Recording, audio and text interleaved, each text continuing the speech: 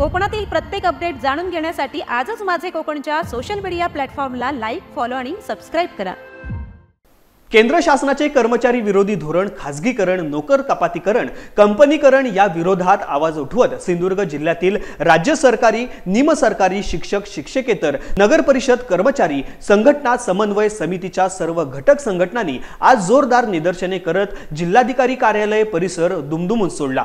देशातील 11 कामगार संघटनांनी देशव्यापी संपाचे हत्यार उपसले असून या संपास सिंधुदुर्ग जिल्ह्यातील राज्य सरकारी, निमसरकारी, शिक्षक, शिक्षकेतर कर्मचारी संघटना समन्वय समितीने जाहीर पाठिंबा दिला होता।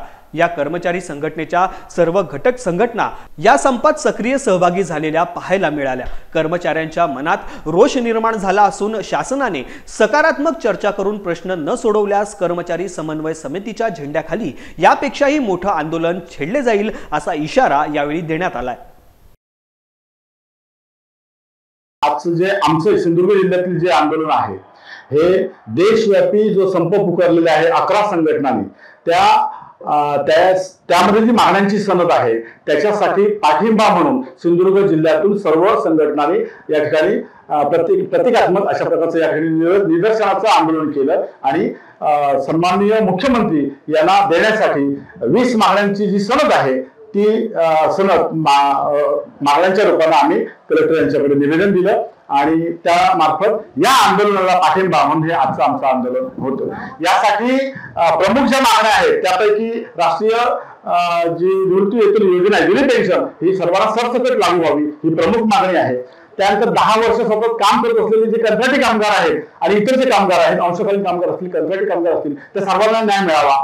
टप्पा अनुदानासाठी महाराष्ट्रातील शिक्षक आज आझाद मैदानी या ठिकाणी आंदोलन करतायत, त्यांचा प्रश्न ताबडतोब सुटावा। कारण मागील शासनानं, एकनाथ शिंदे साहेब शासनानं देण्याचं अभिवचन दिलेलं होतं, या शासनानं फक्त निधी उपलब्ध करून द्यायचा आहे तो द्यावा आणि एकंदरीत या सर्व शासनाचे सामाजिक धोरणाच्या विरोधात जी धोरणं आहेत, मग कंत्राटीकरण असेल, कंपनीकरण असेल आणि इतर असेल, त्या धोरणाच्या विरोधात हा आमचा लढा आहे।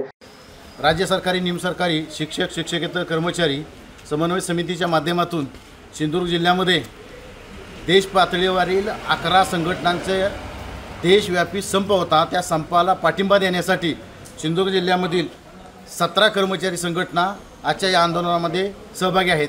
यामध्ये जिल्हाधिकारी महोदयांना निवेदन आणि निदर्शनं ही सकाळच्या सत्रात आणि दिवसभर इतर कर्मचारी काळ्या फिती लावून शासनाचा निषेध म्हणून दिवसभर काम करत आहेत। माहे सप्टेंबरमध्ये समन्वय समितीच्या माध्यमातून यापेक्षा तीव्र स्वरूपाचं आंदोलन सप्टेंबरमध्ये आम्ही करणार आहोत। आजच्या या आंदोलनामध्ये 18 संघटना सहभागी आहेत जिल्ह्यामधील आणि जिल्ह्यातील सर्व पदाधिकारी कलेक्टर साहेबांना निवेदन देण्यासाठी हजर आहेत आणि तालुक्यामधील इतर कर्मचारी प्रत्येक कर्मचारी कार्यालयामध्ये काळ्या फिती लावून काम करत आहे।